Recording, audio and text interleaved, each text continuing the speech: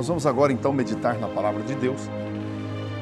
Não querem o evangelho de nosso Senhor Jesus Cristo. Por que não querem? Vamos pegar um texto aqui interessante. 2 Timóteo capítulo 4, versículo 3 e 4, que nos diz: porque virá um tempo em que não suportarão a sã doutrina, mas tendo comichão nos ouvidos, amontoarão para si doutores conforme as suas próprias concupiscências, e desviarão os ouvidos da verdade, voltando às fábulas. Meus filhinhos, preste atenção, meus filhos. Eu não sou o doutor da palavra. Também não sou dono de toda a razão. Mas eu estou com a palavra que Jesus assegurou ser a verdade e a verdade absoluta. Muitas pessoas não querem essa verdade absoluta. Fazer o quê? Que é a palavra de Deus, concernente ao processo da salvação. Entendemos dos desígnios da palavra de Deus que todo o projeto da criação que está envolvida nesse planeta Terra, Deus estabeleceu, criou, formou e constituiu.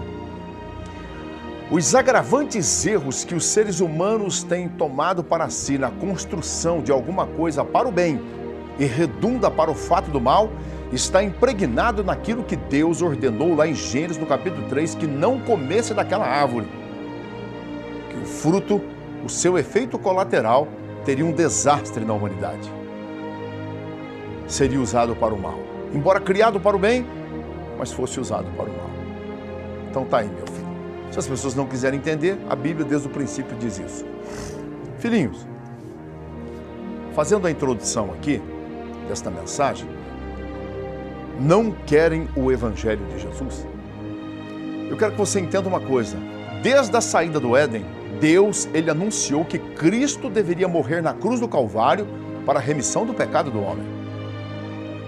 Quando ele matou aquele cordeiro para cobrir a nudez de Adão e Eva, já era o símbolo do cordeiro, que exatamente viria para cobrir as nossas injustiças, os nossos pecados.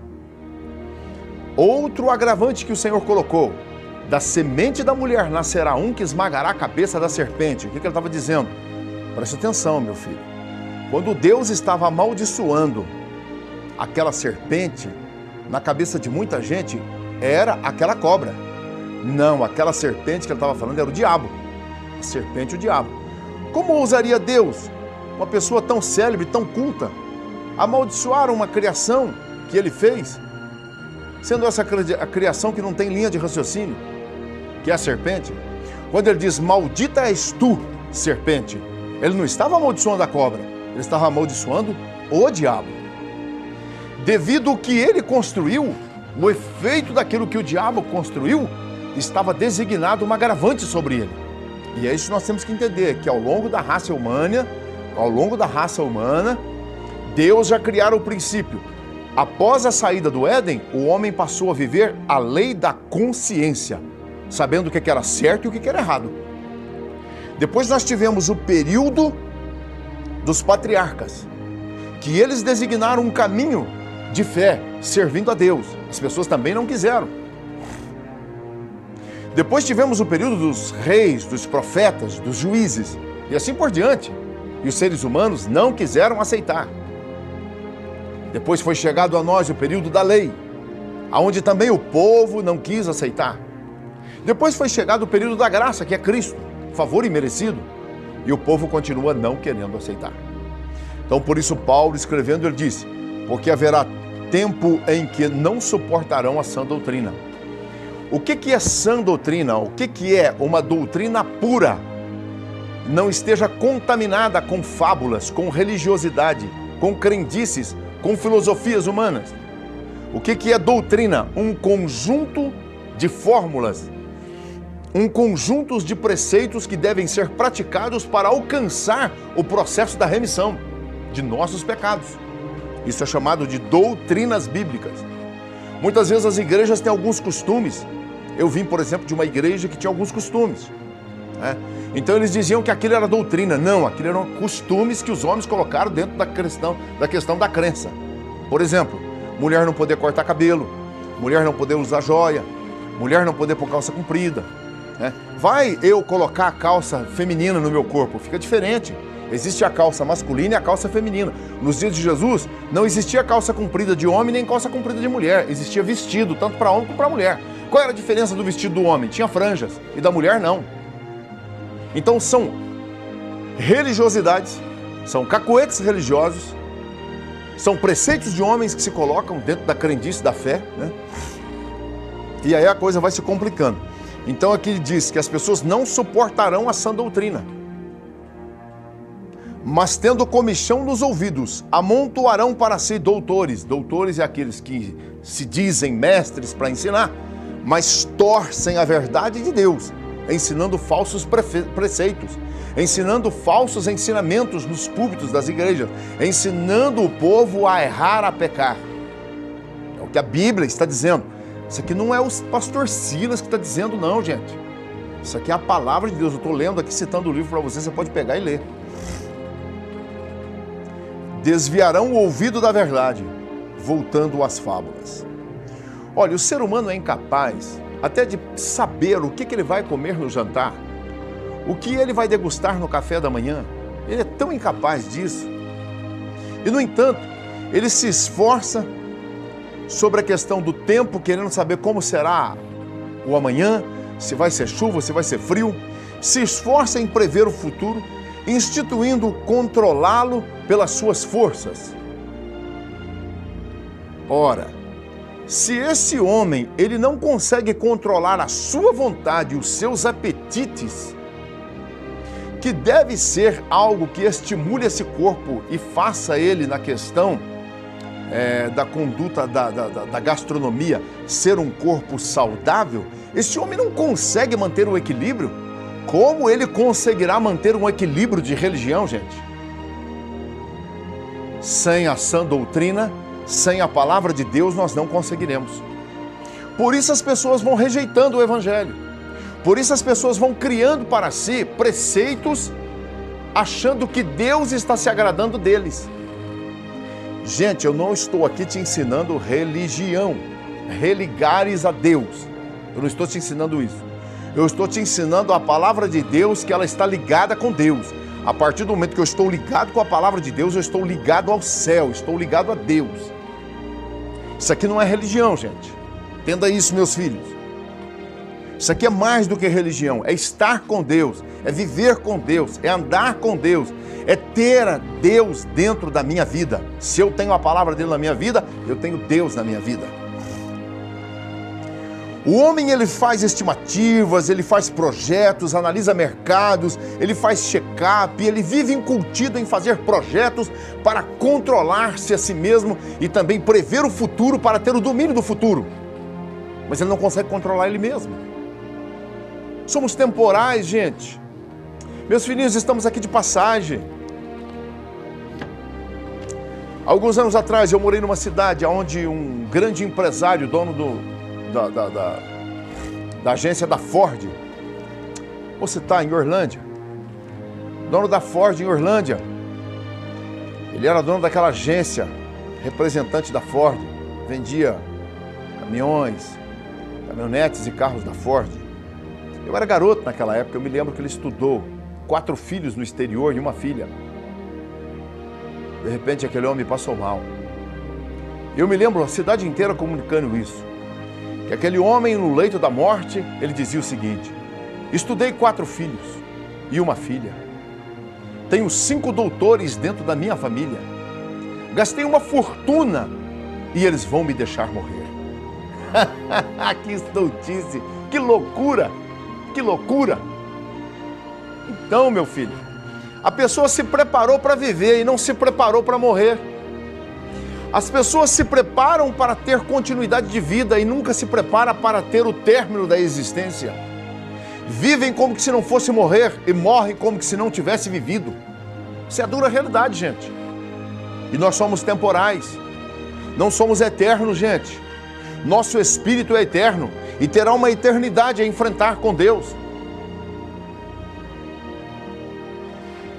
Precisamos, no mínimo, ter consciência de que por trás deste obstinado processo de cultivar o controle das coisas, somos pessoas que estamos incontroláveis, como um navio a mercê no mar, numa tempestade, sabendo que rochedo nos aguarda e aonde chocar-se-emos as rochas obscuras e destruiremos as naus.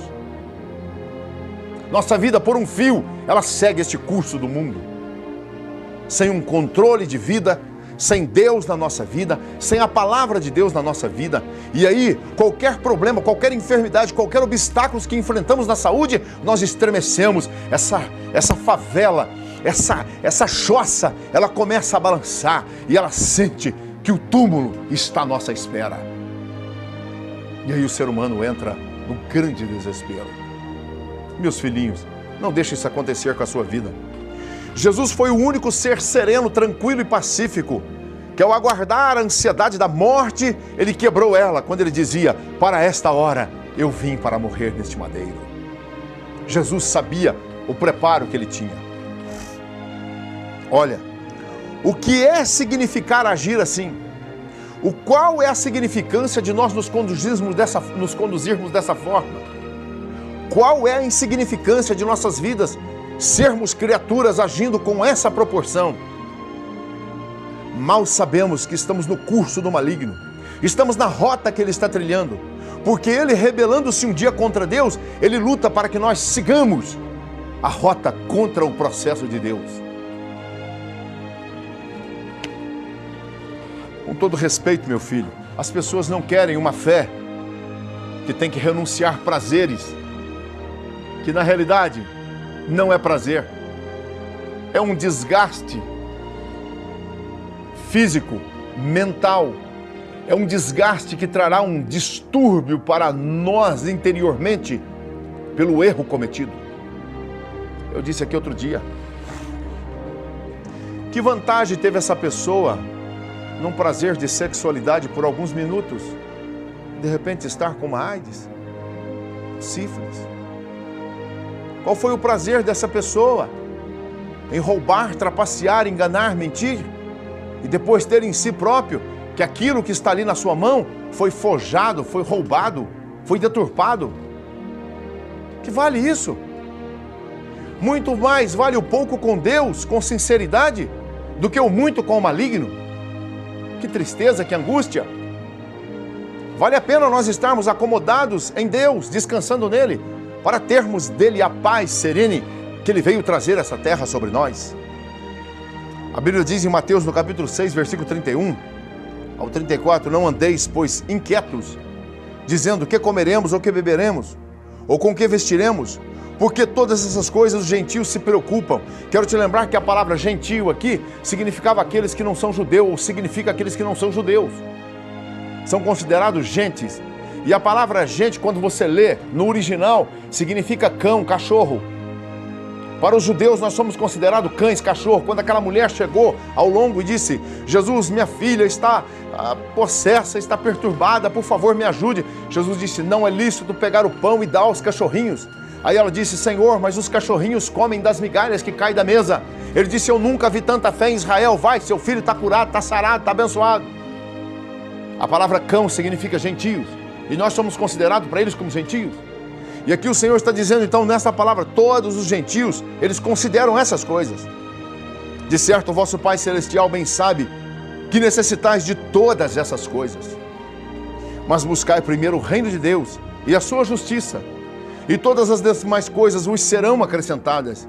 E não vos inquieteis pelo dia do amanhã, porque o dia do amanhã cuidaria de si mesmo. Basta cada dia seu mal. Nós somos pessoas que queremos controlar o nosso amanhã, queremos controlar o tempo. Os homens já inventaram água para se beber, os homens já fizeram chover, mas eu quero ver eles criar um caminho de salvação. Não conseguirão. O homem já fez comida do petróleo, extraído do petróleo, já tiraram comida dele. Eu me lembro isso há muitos anos atrás, quando saiu essa matéria na revista Seleções. O homem, por si, a ciência tem se multiplicado. Estamos aí com os transgênicos, alimentos modificados. Estamos aí agora na era da clonagem. Estamos aí com uma grande tecnologia avançando. O Brasil agora, Começa o novo sinal analógico, vai começar na minha cidade, na minha terra natal, Rio Verde do Goiás. O que isso pode trazer em favorecimento para o homem, para o projeto da salvação? Talvez tudo isso seja inútil e, pelo contrário, seja mais complicado alcançar a salvação. Porque a ciência, cada vez que ela se multiplica, ela redime do homem, ela rouba do homem Deus e a presença dele em cada coração. O homem vai acreditando em si que ele é Deus e que ele é capaz de todas as coisas. Porque Jesus, ele disse essas palavras. Será que sua proposta é uma vida que traz responsabilidade para o processo da minha e da sua salvação? Será que a nossa resposta, pelo que nós controlamos, ela te assegura a salvação? Jesus, ele está ensinando a viver como condições humanas, pessoas temporais, pessoas que nós somos aqui como passageiros, pessoas que nós vamos e daqui um pouquinho não existimos mais. O Senhor está ensinando uma plenitude de verdade, de consciência, de viver esse evangelho pleno. Só que as pessoas não querem. As pessoas não querem. Sabe o que você quer? Você quer uma religião que quando você morrer, eles arrumam um jeito de você, ainda que você esteja no tormento, eles te tirem de lá e te coloquem no céu. Isso não existe na Bíblia. Não existe isso na Bíblia. Não tem esse lugar na Bíblia. Pelo contrário, tem na Bíblia, no capítulo 17, onde diz que aquele rico tentou pedir ao pai que ele voltasse. Ele disse não. Lá tem Moisés e os profetas. Ele disse, mas se algum dos mortos for ter com eles, eles vão acreditar. Ele disse não. Se não ouvir os vivos, muito menos ouvirão os mortos. Jesus quem deu essa doutrina. Não fique enganado, não fique iludido por pessoas, meu filho, por falsos mestres ensinando coisa na nossa cabeça que não é real. Não existe. Isso está no capítulo 17 de Lucas. Vai ler lá, o rico e o Lázaro. Lá a palavra rico está destinado àquela pessoa que ela por si própria, ela sempre lutou com seus recursos físicos, com a sua força, com a sua inteligência e adquiriu víveres, adquiriu roupas boas, adquiriu seus sonhos, custeou os seus sonhos, mas não teve o projeto da salvação, não conseguiu comprar com o dinheiro que ele possuía. Por isso ele é considerado rico. O que é o rico de espírito? O rico de espírito é aquele que não acredita que precisa de Deus. Tudo ele compra, o dinheiro dele faz, resolve. O que é o pobre de espírito? É aquele que pode ter a fortuna que tiver. Ele espera em Deus, confia em Deus e descansa em Deus. Esse é os pobres de espírito. As pessoas pensam que às vezes uma pessoa, que ela tem Deus, ela é rica de espírito. Não, ela é pobre de espírito. Por que ela é pobre de espírito? Ela é pobre de espírito porque ela espera em Deus, confia em Deus e age somente em Deus, assegurando-se em Deus. Então Jesus, ele dá essa plenitude dessa verdade, ele nos educa de uma forma soberana para que nós possamos entender que a preparação para entrar na vida eterna é aqui, agora. Não me venha com essa que você está sendo ensinado por alguém que as suas poucas boas atitudes vai apagar as suas agravantes e os seus agravantes erros cometidos na sua vida. Isso não existe, meu filho. Não existe boas ações sem a transformação de Jesus, sem o novo nascimento, para que você possa se redimir, meu filho. Não existe. Também não vai te assegurar que você viva parte do Evangelho, porque a palavra de Deus é muito clara, sua palavra seja sim, sim e não, não. O que passa disso é procedência maligna. O que é que passa da palavra sim e não? Meio termo. Meio termo é do maligno. Ou você é de Deus, ou você está no meio termo e já é do maligno. Não existe meio termo, filho. Deus não aceita meio termo. As coisas são muito sérias, gente. Então eu estou aqui pregando para você a palavra de Deus, te ensinando a verdade de Deus, porque na realidade, filhos, as questões que estão harmonizadas à palavra de Deus, são elas projetos de vida e esperança para nós. Não tem outro caminho. Não tem outro caminho. João no capítulo 5, versículo 19, ele diz: na verdade te digo, que o Filho por si mesmo não pode fazer coisa alguma. Jesus, quando estava humanizado, ele disse: olha, eu não posso fazer as coisas que eu quero. Eu dependo do Pai. Se Jesus, o Filho de Deus, vindo aqui por uma missão, ele diz isso, meu filho, o que resta para nós, mortais, temporais? O que resta para nós? E nós estamos presos, que somos pessoas autossuficientes, né? Nós somos pessoas que temos condições de prever o tempo, controlar a vida, controlar a situação, controlar tudo que está à nossa volta. Você tenta. E esse é o grande perigo. Vamos para o segundo ponto interessantíssimo. Se você é uma pessoa que professa uma fé, ou que esses líderes, ou que essa fé que você está vivendo, ela te coloca medo se você deixar ela é maligna. Isso é uma fé maligna. Porque Deus, presta atenção, eu sirvo a Deus.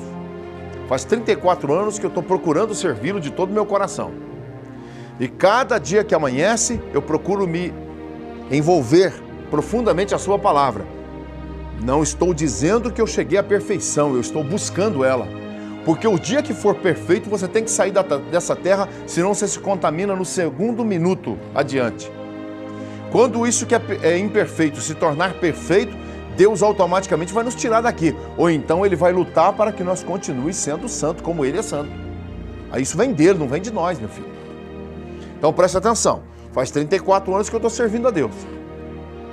Você não vai achar em nenhum lugar na Bíblia que se eu hoje quiser abandonar Deus, Ele vai me tacar uma doença, Ele vai me lançar uma maldição, Ele vai me colocar um castigo horrendo. Você não encontra isso na Bíblia.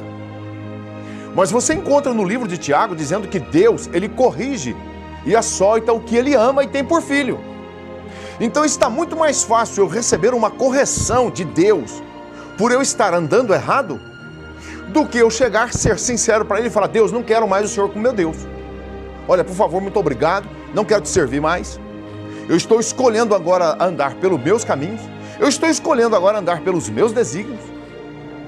Ele não vai me passar medo. Ele não vai me passar medo. Ele não vai dizer: ó, Silas, presta atenção, eu vou te tacar uma doença. Ah, Silas, olha, eu vou lançar uma maldição sobre você. Não, senhores, você não acha isso na Bíblia. Você acha o salmista dizendo o seguinte: quando eu fui afligido, quando eu fui corrigido, é porque eu andava errado. É interessante isso. O salmista fala isso. Mas ele não fala que porque ele deixou Deus, Deus atacou ele. Não, de Deus não vem nenhum mal. Deus não é como se tivesse feito nós um robô. Ele nos deu o livre-arbítrio. E Ele respeita o nosso livre-arbítrio, gente. Agora, as pessoas é que não respeitam o livre-arbítrio das pessoas. Já viu aquela palavra? Preconceito? Antes do conceito vem o pré. Antes que qualquer atitude minha fala e tal, eu chego diante de você, você já está me pré-julgando. Nós somos assim. Por isso nós criamos um preconceito também de Deus. Deus está lá, um velho barbudo, chato, sentado numa cadeira, olhando para a terra e dizendo: aquele ali está fora do meu caminho, ele não me quer mais. Porrete nele. Opa, aquele outro ali também, não quer me servir. Couro nele. Não. Olha, se você tomar a iniciativa e dizer o seguinte: Deus, por favor, ó, sou ateu, não quero mais saber do Senhor. Não, ele não vai te corrigir, não. Ele vai deixar você, filho. Ele diz a sua palavra: se me buscares, me acharás, se me deixares, eu te deixarei. Muito claro a palavra de Deus. Então aqui o Senhor está dizendo: na verdade te digo que o filho, por si mesmo, não pode fazer coisa alguma. Então nós temos que buscar a vontade do Pai. Quando nós pegamos essa palavra e queremos buscar a vontade do Pai e nós erramos, Ele trata conosco. E a coisa boa, quando você é corrigido, olha, com todo respeito, por exemplo, escute bem o que eu estou falando, senão alguém pode torcer o que eu estou falando, e está gravado, todos esses programas aqui estão gravados, né? Por exemplo, eu vou ser sincero para você. Um filho que não sofre correção dos pais, com certeza ele será espancado, atrocidado na rua e até morto. Por quê? Porque não teve correção aí dos pais. Então, vai enfrentar aí, filho, uma sociedade que está aí à mercê de desastres familiares. O caos que nós estamos vivendo são desastres familiares. E aí o que acontece? Quando você vê a violência, são desastres familiares, filho. Então Deus, Ele criou uma família que é chamado o corpo de Cristo, que é chamado a igreja invisível, Que não é essa igreja do CNPJ, que tem um nome, não é essa que vai para o céu. Isso é a questão jurídica. A igreja que Cristo vai resgatar é a igreja invisível. É aquela que as pessoas estão lutando para viver em conformidade com a sua palavra. E quando eles fogem da sua palavra com despercebimento, Deus corrige ele, Deus chama, ó, vem cá, peraí, olha, Silas, você não pode fazer isso, anda no caminho, Silas. O que é andar no caminho? Seguir os ensinos do Mestre Jesus. Agora, se eu chegar para Deus e falar, Deus, olha, não quero mais te servir, Ele vai me respeitar o meu livre-arbítrio. Que o grande pastor Tiago disse lá, Deus corrige, açoita e castiga aquele que Ele ama e que tem por filho. Se vós estáis sem correção, é porque sois bastardo, não tem pai espiritual. Deus não está assumindo o controle da sua vida, porque você não entregou a sua vida para Ele. Quando é que Deus assume o controle da minha vida, como disse Jesus? Eu preciso fazer as coisas que tenho que fazer, mas que o Pai me conceda, porque sem a vontade dEle eu não posso fazer. Então, quando você começa a estar sem correção, é porque você escolheu o seu caminho e Deus não vai interferir. Deus não vai interferir no seu caminho, filho. É sua escolha. Você segue em frente, filho. Agora, quando eu escolho o meu caminho, sem a presença de Deus, lembre-se que o diabo está sabendo. Ele sabe que eu fiz uma escolha pessoal. E aí ele começa a colocar comichão nos meus ouvidos para que eu se rebele contra Deus. Porque eu rebelando-se contra Deus, então agora ele tem ações sobre a minha vida.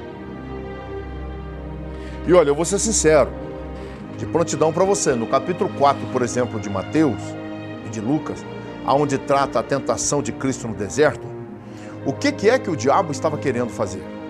O diabo estava tentando negociar com Jesus para que ele saísse dos planos de Deus. Como ele observou que Cristo era uma pessoa sobrenatural e que havia sobre ele uma responsabilidade diferente de todos os homens, ele percebeu isso. Ele tinha algumas dúvidas concernentes se era, porque ele não tem a presciência, o diabo não tem a presciência. Então, quando ele viu Jesus, ele disse, se tu és o Filho de Deus, ele tinha uma dúvida concernente à pessoa de Jesus. Se tu és o Filho de Deus, manda que essas pedras se transformem em pães. Então, o diabo tinha uma certa dúvida concernente à pessoa de Cristo, porque ele não tem a presciência. Aí Jesus, ele faz o quê? Jesus combate ele com a palavra. Está escrito. Nem só de pão viverá o homem, mas de toda a palavra que sai da boca de Deus. Então o diabo começa a entender que Cristo estava submetido ao propósito de viver a palavra de Deus. E é o que você não quer. Ô meu filhinho, com todo respeito, filho, por você, olha, se você faz parte até da nossa comunidade, se você tem se portado assim, você não faz parte da igreja invisível.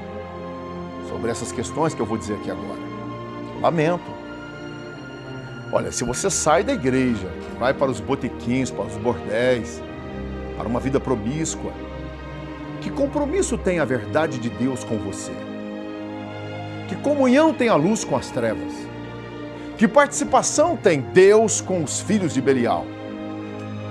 Que participação tem a mesa do Senhor com a mesa do pecado, da lascívia e da miséria? Nenhuma. Como ousa você, depois de um culto, ir para motéis com namorada? E aí, meu filho? Isso é promiscuidade. A Bíblia condena isso. Então nós temos que entender que a palavra de Deus, ela exige algumas renúncias de nós. E por que a palavra de Deus exige essas renúncias? Olha, o que eu conheço de pessoas que são usadas como se fosse algo descartável na sexualidade. Elas têm nojo de si mesmas.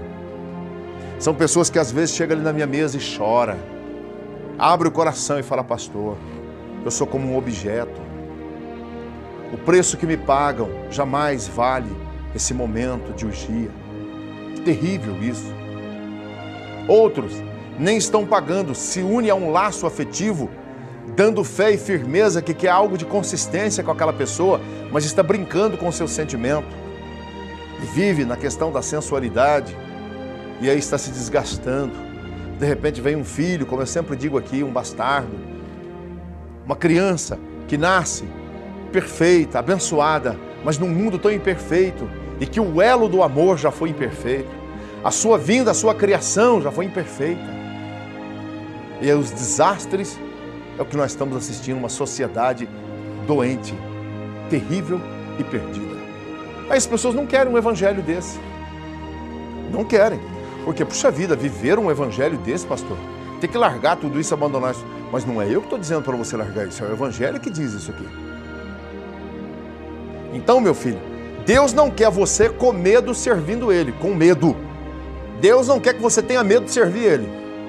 Deus também não quer que você sirva Ele com medo de ir para o inferno. Deus não quer que você sirva Ele com medo de você receber maldição, que Ele não tem para te dar, é só bênção. Deus não quer isso para a minha vida e a sua vida. A Bíblia é muito bem clara, meus filhos. Também não adianta eu ter uma carteirinha no meu bolso dizendo que eu tenho 34 anos de fé e apresentar para o diabo e falar, ó diabo, eu tenho 34 anos de fé. Isso não resolve. Mas também será cobrado duramente de mim pelos escândalos que eu dou. Você na sua empresa, você testemunha da sua fé? Você é uma pessoa que tem uma conduta de fé dentro da sua empresa? Condiz a sua vida com esta palavra? Sendo uma pessoa ali dentro, honrando o seu patrão, respeitando os seus amigos de trabalho. Se você é uma pessoa que prega o evangelho na sua empresa, está errado. A empresa não te paga para você pregar o evangelho. A empresa te paga para você trabalhar. Agora, lá dentro, você viva a prática do evangelho, que é o mais alto teor da pregação. É o viver, gente. Eu tenho que viver o evangelho. Agora, eu vou ser sincero, né, gente? Vamos ser sinceros, né, meus filhos? O que está acontecendo de gente que não querem praticar o evangelho, eles não aceitam o evangelho na sua conduta de vida lógica, na sua praticidade de vida lógica. Eles ouvem lá dentro. E por favor, não fale que você ouve o evangelho de mim. Por favor, não fale, hein? Porque eu acredito que tem hora que Deus olha e fala assim, nossa, aquele garoto ali, aquela moça está dizendo que me serve. Que vergonha! Eu estou com vergonha dele. Ele diz que é súdito meu. Deus olha e fala, por favor, não diga que você me sirva, porque eu não aceito isso que você está fazendo. E a Bíblia diz que é lícito porque vem o escândalo. E Jesus deu uma das mais altas doutrinas para o escândalo. Ele disse que aquele que fizer um dos meus pequeninos escandalizar, é melhor que amarre uma corda no pescoço e amorre numa mó de atafone e lance no mais profundo mar. Por quê? É melhor você suicidar do que você dar um escândalo, Jesus estava dizendo. Isso foi a doutrina de Jesus, não é eu que estou dando ela não, viu? Foi ele que deu essa doutrina. Por quê? Porque você, com a sua conduta de fé, há pessoas que vão olhar para você e fazer exemplo de vida em você, achando que você está muito bem com Deus, porque você fala de Deus, mas você não vive a praticidade de Deus. E aí essa pessoa vai seguir esse evangelho deturpado, errado, doente, maculado. Não é a sã doutrina que existe de gente evangelizando errado, não só no falar nos púlpitos, não só dentro das igrejas ensinando errado, como mercenários. Não é só isso não, gente. O que existe de pessoas que não vivem a prática do evangelho. Olha, eu vou ser sincero. Por exemplo, eu tive um problema numa questão de um carro que eu comprei e tive que entrar na justiça, porque senão eu seria uma pessoa que teria uma fraude na minha vida. Eu tive que entrar na justiça com a pessoa. Mas se essa pessoa me procurasse e tentasse acertar, não teria esse problema. Mas eu tive que levar, porque senão era eu o receptor, né? Seria eu o agravante. Então, a pessoa tem que assumir isso, filho. Então nós temos que entender que a nossa postura aqui também, nós não somos idiotas. Não estamos aqui só sendo medíocres. Nós somos pessoas evangélicas e devemos prezar pelo evangelho. Que o evangelho de Cristo é puro, ele é sublime, meu irmão. Ô, meu irmão, como é que você diz que é o evangelho e desvaloriza a mão de obra das pessoas? Como é que você faz isso? Olha, eu vou ser sincero, toda questão existe o seu preço. Existe o preço. Eu vejo aí, por exemplo, o capinador de café. Como é que você ousa baixar o salário dessa pessoa? Como é que você ousa desfavorecer o suor do rosto dessa pessoa? Como é que você pega o dia de um pedreiro e desfavorece a mão de obra dele? Isso é sagrado, meu filho. A Bíblia abençoou o suor do rosto. E você diz que é uma pessoa evangélica. Quando você vai dar a comida para essa pessoa, que você garantiu que ela trabalhasse para você com comida, você dá uma miséria para ela. Olha, meu filho, esse é o peso do não aceitante ao Evangelho. Estes são os agravantes do Evangelho, porque vive uma praticidade de vida que não pratica. Como disse o grande pastor Tiago, aquele que ouve o Evangelho e não pratica é como aquele ouvinte esquecido que olhou no espelho, viu seu rosto, foi e esqueceu de como ele era. Porque o Evangelho, ele tem que produzir em mim uma imagem daquilo que eu sou. Porque o Evangelho produz a imagem de Cristo e dos apóstolos. E se nós não conseguirmos viver isso, meus filhos, nós não seremos salvos. Está aqui, no livro de Tiago. Eu vou ler na minha Bíblia aberta, para você não falar assim, nossa, o pastor está citando coisa aí, que afinal de contas, a gente nem sabe se isso é verdade, né? Ele diz aqui no capítulo 4 o seguinte: de onde vêm as guerras e pelejas entre vós? Porventura não vem disso a saber que dos vossos deleites que nos vossos membros guerreiam? Cobiçais e nada tendes, sois invejosos, cobiçosos, e não podeis alcançar, combateis e guerreais e nada tendes, porque não pedis? Em outras palavras, tudo que você está buscando no Evangelho você não consegue, mas tudo que você busca pelas suas forças você consegue, porque esse é o curso do seu caminho. Deus está fora desse parâmetro. Mas o que você pede concernente ao Evangelho, você não alcança. Por quê? Porque você está vivendo fora do Evangelho. Se você estivesse dentro do Evangelho, na prática do Evangelho, você pediria e Deus te daria. Pedis e não recebeis, porque pedis mal, para gastardes em vossos deleites. Aí ele diz aqui, adúlteros e adúlteras, não sabeis vós que a amizade do mundo é inimizade contra Deus? Portanto, qualquer que quiser ser amigo do mundo, constitui-se inimigo de Deus. Tiago, capítulo 4, versículo 1 até o versículo 4. Estou citando a Bíblia para você. Então, como você pode querer ser amigo do Evangelho, para ser amigo de Deus, mas vivendo uma outra prática de conduta? Não tem como, meu filho. É sim, sim e não, não. O que passar disso é procedência maligna. Então são evangélicos malignos. De uma vida de péssima conduta. Uma péssima índole de evangélico. Uma estirpe que na realidade ouve, sabe o que é reto e não pratica. Deus vai te corrigir. E Ele tem te corrigido. E você não entende. E aí você diz, o diabo está furioso contra mim. Ah, o demônio levantou-se contra mim. Não, é porque você está fora da prática do Evangelho. O diabo está no lugar dele. Encontrei o diabo chorando ali outro dia. Chorando e dizendo, ô pastor, fala para esse povo parar de jogar a culpa tudo em mim.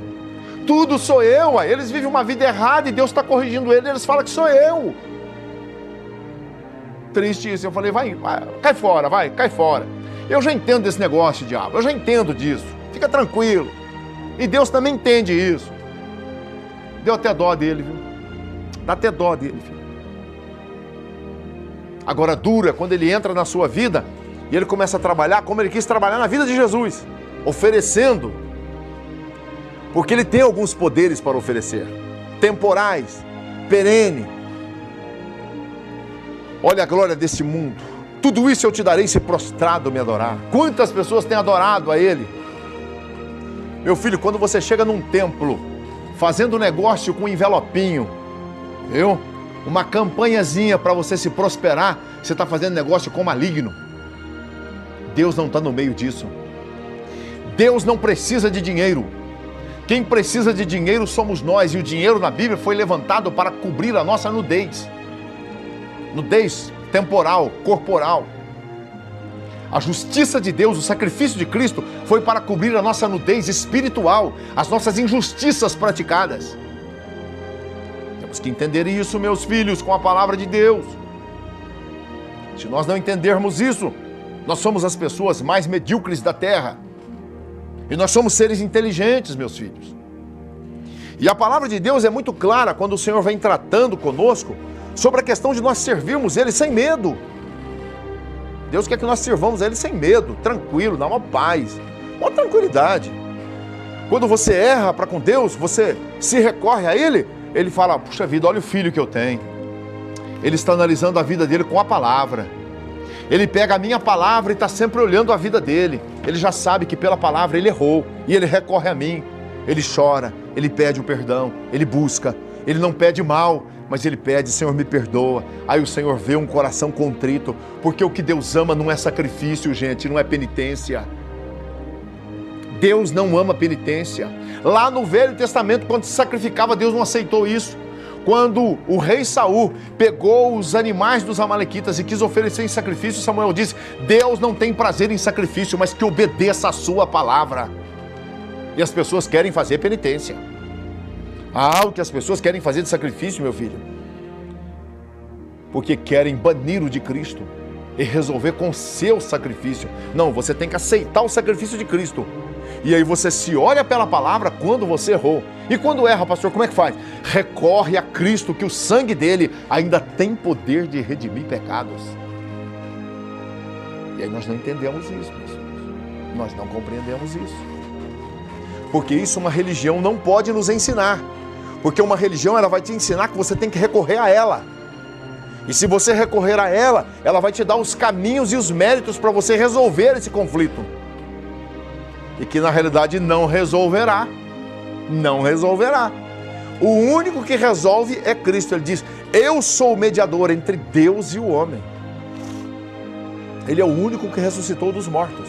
A qualquer outro ser e entidade que você recorrer, você está banindo Cristo e o seu sacrifício. Então nós temos que abraçar isso com fé, gente. Então muitas pessoas, elas tendem a ter medo. Eu tenho medo de sair da presença de Deus, ele me castiga. Mas então você não está servindo a Deus, porque Deus não vai fazer isso. Não. Deus, ele te chama primeiro como filho, ele trata. Deus, ele corrige você na segunda instância. Aí Deus te castiga por você estar fora da palavra, porque ele sabe que você quer a palavra. Aí você encaixa. Aí acabou, filho. Ele te ama, ele é pai, ele diz: eu sou seu pai. Quando nós oramos a oração do Pai Nosso, essa oração do Pai Nosso, é de certa forma errado você orar ela. Ela é vivida, meu filho. Ela não é orada. Pai nosso que estás no céu, santificado seja o seu nome. Venha a nós o teu reino. Seja feita a sua vontade, assim na terra como no céu. Essa é a parte mais interessante da oração. Isso quer dizer o seguinte: quando eu faço a vontade de Deus aqui na terra, eu estou santificando o nome dele. E o reino dele virá até mim. O governo dele estará sobre a minha vida. Jesus estava denunciando a solidão de Deus, porque o homem está cheio de religiosidade, mas está ausente de cumprimentos da sua lei.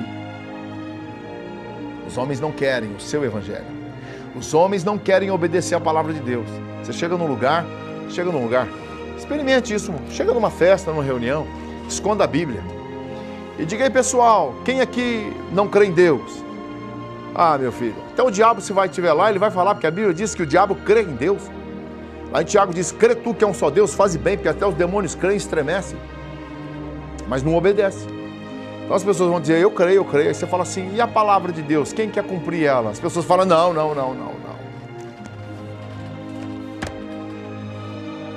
E eu te pergunto, como você pode ser um patriota não cumprindo a Constituição do seu país? Como pode você ser um filho não cumprindo a lei da sua casa, as normas da sua casa, a conduta de caráter, de cultura, de educação, de ética da sua casa? Se é a Constituição do seu lar. Quando você não cumpre isso, que filho é você? Que esposa é você? Que esposo é você? Então, aí nós achamos que na realidade nós somos pessoas que estamos dentro de um processo, servindo a Deus, exatamente porque Deus é um Deus que está lá sentado com um pedaço de pau na mão para bater em nós. E Ele não é isso, Ele é amor, Ele nos ama. Mediante a sua decisão, é a ação dEle. Não quero Deus, então tchau, vai em paz. Ele vai te dar chuva, Ele vai te dar oxigênio. Você vai plantar a semente, ela vai nascer, ela tem o poder, porque Ele já abençoou a semente para germinar, ela vai germinar na terra sua. Ele vai mandar a chuva seródia, a chuva temporã. Normal, abençoado. Você vai continuar, você vai ganhar dinheiro, você vai prosperar. Talvez você vai partir para a eternidade sem nenhuma doença, sem nenhum incômodo. E talvez o que teme a Deus vai partir com doença, doente, com problema. Por quê? Porque nessas dificuldades, nesses problemas, eles confiam mais em Deus. Por que a pessoa ela confia mais em Deus quando a coisa aperta? Então esses são chamados filhos bastardos. Eu quero tratar um pouquinho com isso aqui, estamos já chegando ao final. Por que a Bíblia trata, se estáis sem correção, sois bastardo? Quem são os bastardos na Bíblia? Presta atenção, quem é um bastardo nessa vida? Aquele que o pai não assumiu. Filho sem pai, filha sem pai. Filha sem mãe, filho sem mãe. Quem são os bastardos? São aqueles que estão sem correção. Não tem caráter, não tem natureza familiar, não tem ética, não tem educação, não tem disciplina de um pai, não passou pelo processo de um pai. Quem são os bastardos? São aquelas pessoas exatamente o seguinte, que eles estão seguindo o seu curso, filho, à vontade. Agora, quem são os filhos de Deus que estão sendo corrigidos? Então, de repente, eu posso até pegar uma enfermidade ruim. Isso não quer dizer que ela vai redimir o meu pecado, mas ela vai aguçar a minha mente para que eu faça uma introspecção em mim mesmo e entenda que Deus me ama e que eu não posso partir sem Ele. E a cura do corpo não quer dizer que Deus está comigo. Quantas pessoas foram curadas no dia de Jesus? Ele curou 10 leprosos, só um voltou. A cura não nos assegura a salvação. A cura, ela nos assegura um grau de incredulidade. Aonde tem uma cura, assegura um grau de incredulidade. Porque Deus está curando, porque essa pessoa, se não tiver sinal, ela não acredita. Lembremos-nos disso, meus filhos. Lembremos-nos disso. Lembremos-nos deste processo. Então, pastor, o senhor precisa ver um cego ver para o senhor acreditar que Jesus cura? Não preciso ver, eu já li na Bíblia, eu acredito. Eu creio que ele curou e vai continuar curando. Aqui nós tivemos uma reunião, uma época aí que veio aquele pastor americano aí, lá no teatro ali, a pessoa foi curada da cegueira. Era cego, a própria família deu testemunho. Essas coisas, mas eu não precisava ver isso, mas eu vi. E aí? Foi o que Jesus falou para Tomé. Tomé, porque você viu minha mão furada, viu meu lado rasgado, você acredita agora em mim? Mas bem-aventurados foram aqueles que não viram e creram. Então Deus não assegura que aquilo que você vê com milagre te assegura a salvação. Pelo contrário, assegura um grande grau de incredulidade. Quando Jesus chegou em Dalmanuta, eles queriam sinais. Jesus falou, geração incrédula e perversa. Até quando vos será dado um sinal? Nenhum outro sinal será dado, senão o sinal do profeta Jonas. Como ele esteve 3 dias no ventre da baleia, assim eu vou estar 3 dias no ventre da terra e vou ressuscitar. Jesus deu um sinal diferente para eles. Não creram? Povo de Dalmanuta. Então, meus filhos, vamos seguir aqui em frente mais um pouquinho. Como diz a própria palavra. Quem de vocês, por mais que se preocupe, pode acrescentar 1 hora que seja a sua vida? Lucas 12, 25. Por que você quer ter o controle de tudo, hein? E você não consegue controlar a sua vida, hein, rapaz? Ô, meu irmão. Você quer controlar a sua igreja, seu pastor, rapaz? Cria juiz nessa cabeça, rapaz. Pastor é dirigido por Deus, filho. Se esse camarada estiver fazendo atrocidade aí dentro, Deus vai tratar com ele, rapaz. Não é com você, não. Se você interferir, Deus vai tratar com você, rapaz. Deus vai tratar com você. Por que lá, quando Miriam, irmã de Moisés, e Arão, irmão de Moisés, criticaram da esposa de Moisés, Miriam ficou leprosa? Não. Ficou sim. Não ficou? Ficou. E Arão não ficou leproso. Ele que não ficou. Ela ficou leprosa. Por que Miriam ficou leprosa e Arão não ficou leproso? Porque com o sacerdote, com o pastor, Deus trata de uma outra dimensão. Mesmo que ele seja um mercenário, Deus vai tratar em outra dimensão. Você não tem noção de como ele será tratado. Mas com a pessoa, Deus trata diferente. Então Miriam ficou leprosa na hora. O Senhor curou depois. Agora Arão foi totalmente diferente. Foi proibido entrar na terra prometida, que simboliza a Canaã celestial, a eternidade com Deus. Duro esse discurso, filho, para pastores, hein? Duro esse discurso para nós, líderes. Duro esse discurso para nós que estamos ensinando um povo a chegar no céu. Então, meu filho, o grande Jesus, ele nos deu fortíssimos ensinos para que nós pudéssemos seguir. Que Deus possa te abençoar, que Deus possa te dar graça, que Deus possa abençoar a sua vida. Que esse evangelho de Jesus esteja no seu coração. Esta foi a palavra. Jesus disse, quem crê em mim, ainda que esteja morto, viverá. Descansa em Deus, dissipa esse medo de você, sirva Ele de coração, em nome de Jesus.